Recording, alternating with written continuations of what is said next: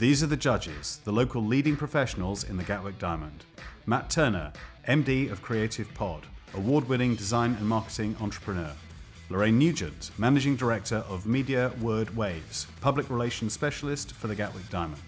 Matt Tyson, MD of Richard Place Dobson, leading chartered accountants and business advisors, trading over 100 years and specialising in the charity and not-for-profit sectors. Marion Broughton, Vice President of Avionics Training and Simulation at Thales UK, a £250 million business in the Gatwick Diamond and the largest employer in Crawley. Mark O'Shea, Partner, Rawlison Butler. Mark heads up the commercial and technology teams who specialise in contracts, technology and non-contentious intellectual property law. Jane McGill, Senior HR Business Partner, British Airways. Jane works with the MD and her senior team to align directorate strategy with the overall BA programme of culture change. Gary Shipton, Editor-in-Chief of Sussex Newspapers, former columnist of the Sunday Express. Alan Trace, Senior Manager Commercial, Lloyds TSB, with over 40 years experience in the banking sector. Alan leads a team of 9 relationship managers. Hello and welcome to Young Startup Talent in a Dragon's Den style. Now in its second year, we are about to have 5 more budding young entrepreneurs pitch their business ideas for the chance to win £50,000 worth of products and services. So let's see how they get on.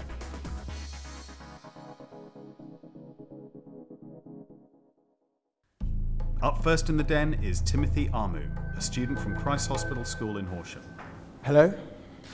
My name's Timothy Armu and I am the founder of Class Crony. Class Crony is the brainchild of technology and education.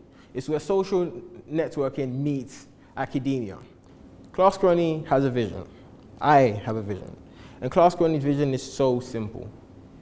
It's to create a world in which students, if they have a problem, can simply go online, research with other students. They can create groups together. It helps people like Charles. Charles, who's doing an economics course now. Charles can simply go on the Class Crony network, create a group, add up all the smartest economics people on that actual network.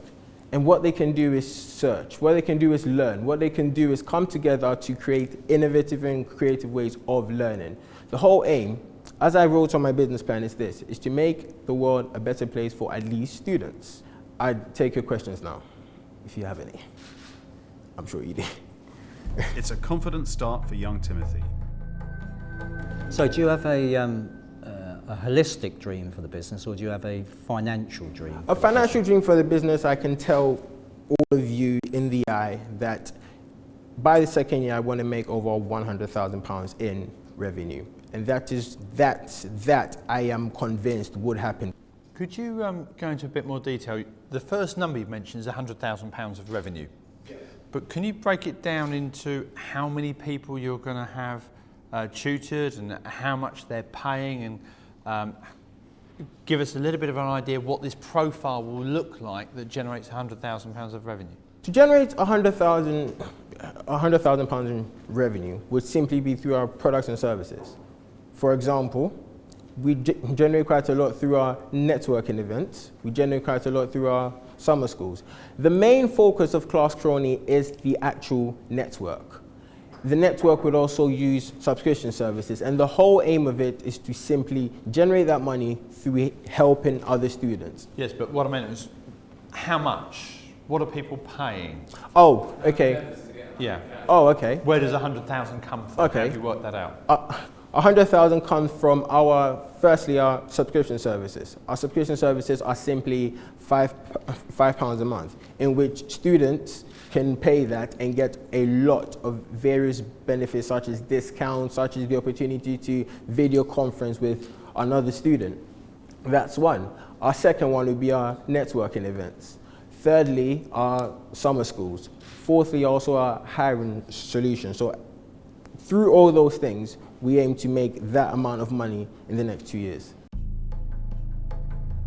Jane McGill fires some tough questions at the young businessman. So what does your website give students that current social networks don't for free? Okay, that's interesting. Because that was actually a question that I pondered over quite a lot. The thing about social networks in general, such as Facebook, such as Friendster, such as Bebo, they're places where people go and loosen up. They're places where people go and relax. But then what they need is a separate platform which integrates the social networking side and the academic side. You don't talk about advertising and sponsorship revenue here as a potential source of revenue, but if there's a free access point to the website and that everybody comes in and pays nothing and you upsell them to a £5 subscription a month, hopefully, if this goes well, presumably you will have a vast audience and actually a niche audience interested in academia. Do you have any plans or proposals to generate revenue on the back of the size of the audience? There's a trade-off between advertising and a beautiful user interface. However, if push comes to shove and if it looks like in a cost-benefit analysis advertising would increase our revenue and it's substantial, then yes, certainly that will be factored in. But if I paid for your service, would I still see adverts? No. Good. Amy Potts, a student at Collier's College in Horsham, is passionate about her personalised t-shirt business. Good evening, ladies and gentlemen. My name is Amy Potts and I am the creator of Titan T-shirts. My business proposal is to design and print personalised sports day t-shirts, good quality and for a reasonable price. My target audience is schools, a market I already know exists from previous meetings with various schools, including Warden Park, Chailey and my own college, Collier's. My dad runs his own business and has offered to support me and make sure I don't fall foul of inland revenue with my accounts. There are 334 schools in Sussex, ranging from primary, special needs schools, secondary and colleges. And if only a tenth of them are interested in me, that gives me 33.4 potential customers. I would need to sell 406 units to break even. So if the schools have only 1,000, say 100 order from each school, I can break even quite easily.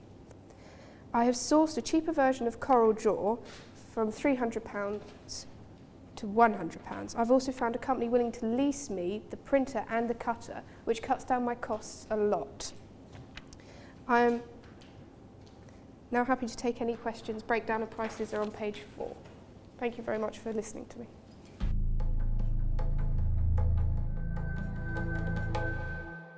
Can I ask you a question around costs? Yes. Because you mentioned there 400 t-shirts to break even. Yes. Which I understand. Is that 400 t-shirts in a year? That's 400 t-shirts before I wipe out my costs from what I understand of it. Right. Because at the moment, if you look at your costings, you don't appear to have included anything for the hire of the machinery at £546. And divide that by 400 t-shirts, that's another £1 off of your profit of £1.78. And if you only sell 400 t-shirts a year and you hire the machine 4 times, you'd make a loss. Yes. However, once I've got some schools taking in my products initially, I would hope to expand further abroad. As I believe I mentioned in the last meeting, I have a blog that's read worldwide. I've got people in Russia, Europe, USA, so hopefully I would expand through the EU and just expand my business if it takes off. Amy bounces back after being grilled by the judges on her finances for the business. What's going to be unique about your business, Amy? Well, most printers and designers, they either print a t-shirt with a set design or they only design. I'm giving 2 options. I'm saying I can design for you your own personalised one so you can choose, or I can print what you've got and I'll print it anyway. Only we design and print as well. Why would you lease the plotter over 13 weeks rather than purchase it? Because what's the cost to purchase your plotter?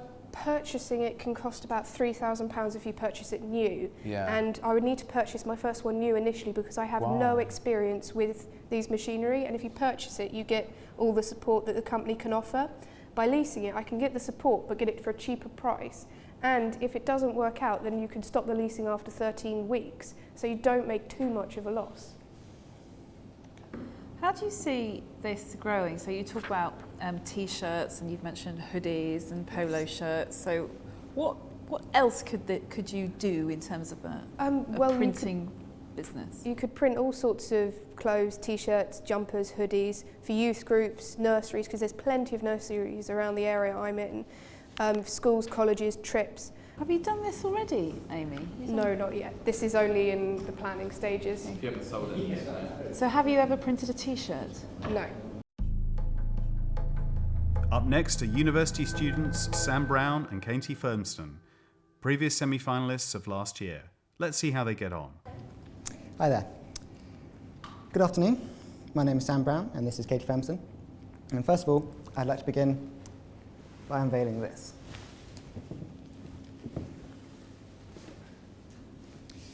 Now, we're here today to talk to you about our idea, which will be to design, create and sell high quality costumes based on popular manga and anime series.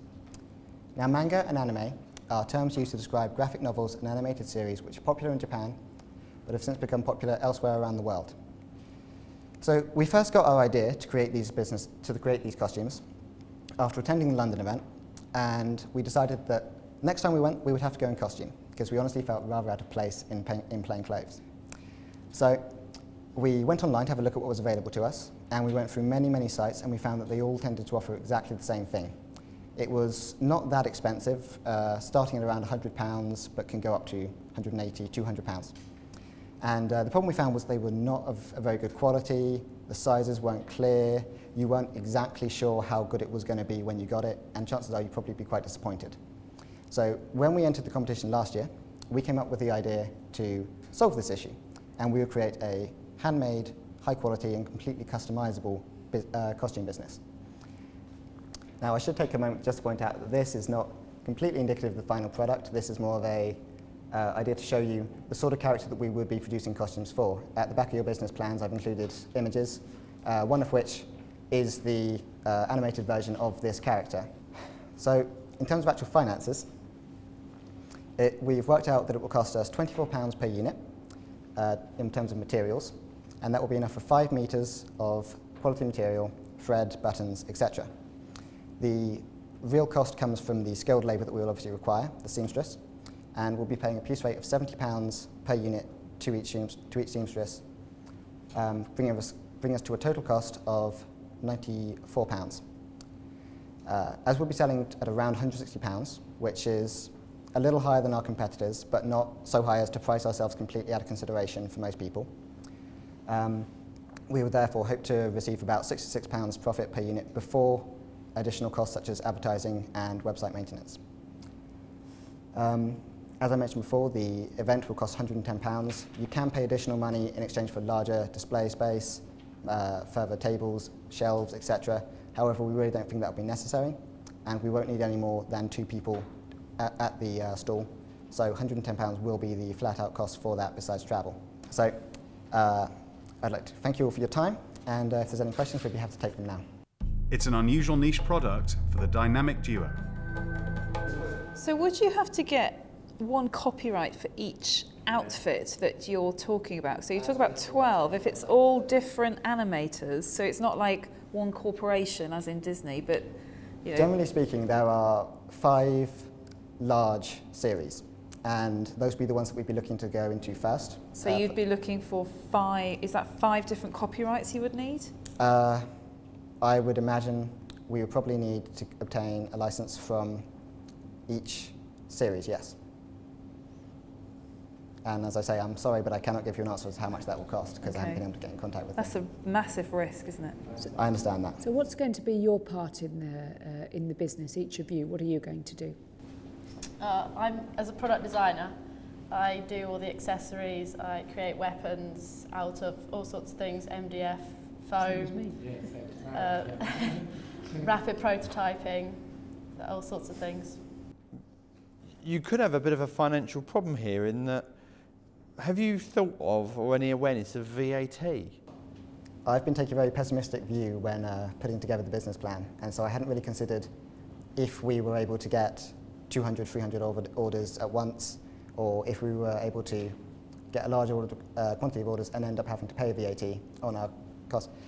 So I can't really give you an answer on that, I'm afraid. What happens if it was a last minute thing, you were trying to meet their deadline and then you had to ship it out and your customer wasn't happy? We'd obviously take it back and offer to rework it for them. If they weren't interested, we'd offer them an alternative product, or if they really insist on it, we'd obviously give them their money back or money off a different purchase. I think my main concern for you is I think you've got a great product in a unique industry where people will buy it. So I buy that totally. If you launch this at the wrong time and you're going to set a table up with 60,000 potential customers, it wouldn't be beyond the realms of reason for you to get at least 200 orders. So how would you cope with that on day one? We'd be very busy. After an interesting debate on copyright issues, the pair leave the den unscathed. Okay, I'm Toby Gillette. My idea is Biblio. Biblio could potentially revolutionise the way we view and read our ebooks. Currently, firms like Amazon offer to sell books outright. So you engage in the agreement, you're paying a set price, the transaction's over. So Biblio proposes that for a set price per month relative to that of what you'd pay for a single ebook, you can access potentially as many ebooks as you'd like to and read them as little or as much as you want. So Biblio is an online ebook library, effectively. It'll be formed of 3 tiers of subscription, from free, $4.99 and $9.99 being the premium service. These different tiers of subscription will reflect the amount of advertising you're exposed to and also the amount of reading time you're allocated.